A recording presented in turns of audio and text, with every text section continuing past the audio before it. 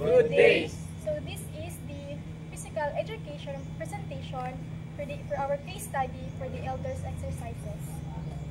So before beginning the activity, I introduce myself to the participants and explain the importance and purpose of the warm-up session. So I said to her na sa atong pagabuhaton nga exercise karon is naatay 12 nga klase-klase nga exercise. Ya ang under sa ako is ang warm-up. So ang warm-up is naa siya ankle heel toe and figure of 8 shoulder exercise. So we started the first elderly exercises, which is the ankle heel toe.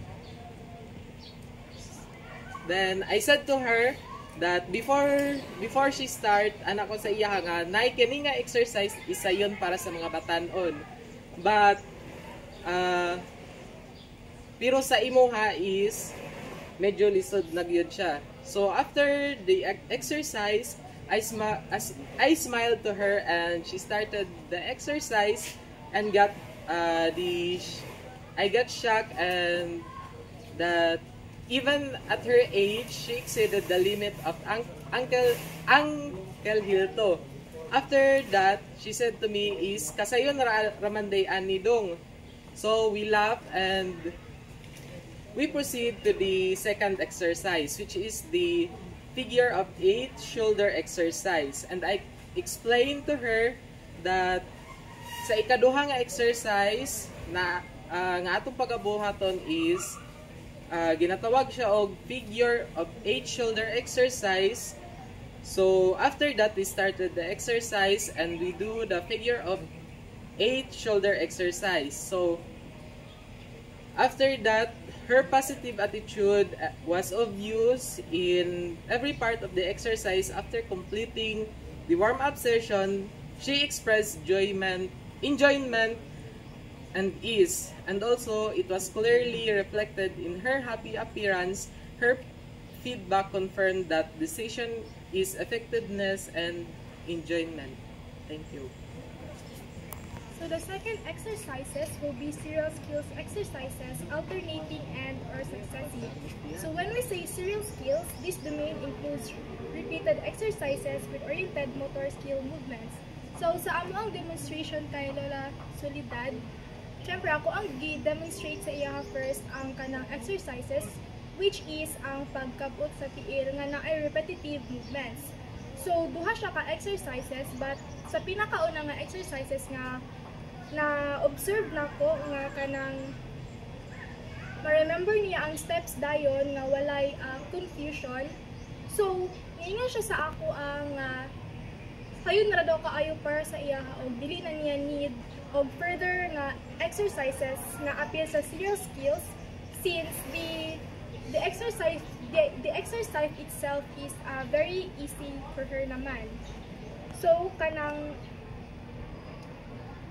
So of course, nagdaminaw siya, tapos after ato, ako anang gi-end ang exercise sa iya ha, since niya na siya nga kapoy na, pero kabalo na siya if unsaon to ang serial skills. So, during the conduction of PE exercise, especially in the cognitive skills, we noticed that Nanay Soledad is physically and mentally active.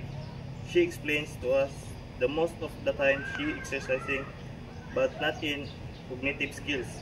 She is struggling to do what I teach her, but despite all of that, when we approach her, she willingly give us her time and was willing to learn about elderly exercise routines.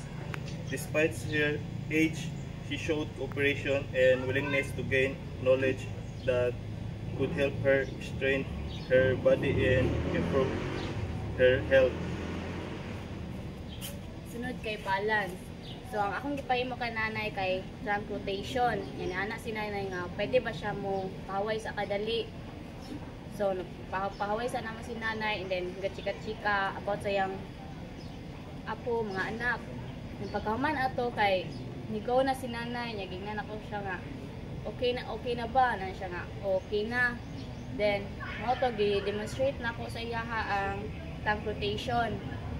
So mo na to na himo ni nanay nya ana siya nga nakaya raman niya. So sa ikalima kay ang sensory strategy. So after sa balance kaya ako pa siyang gipalingkod samtang gi-explain about sensory strategy or kung yun unsaon ang exercise. So ako ang gi-introduce na exercise kay Lola is pagtaas o pagbaba sa kamot samtang nagumit og tutok sa bola. So wala may bola so akong gigamit isang tumbler. So ako ang gina-explain samtang siya gapaminaw ng cooperative kay si Lola. Tapos after na mag-explain, i-demonstrate sa anak ko samtang siya gatanaw din. After na mag-demonstrate, is nagsabay na sa sakuha. So, moto na, kabalo na si Lola din. Na-joke pa niya na kaya daw niya buhaton is kagpila. Moto. And the last is dynamic exercise. First is demonstrate na ako ka Lola ang sina-exercise yung buhaton. And while nag-exercise ko, nagsabay po siya sa kuha sa exercise. And ituduan lang siya sa steps na wala kayo niya na exercise. At least na kabalo siya ang sa anong steps sa exercise.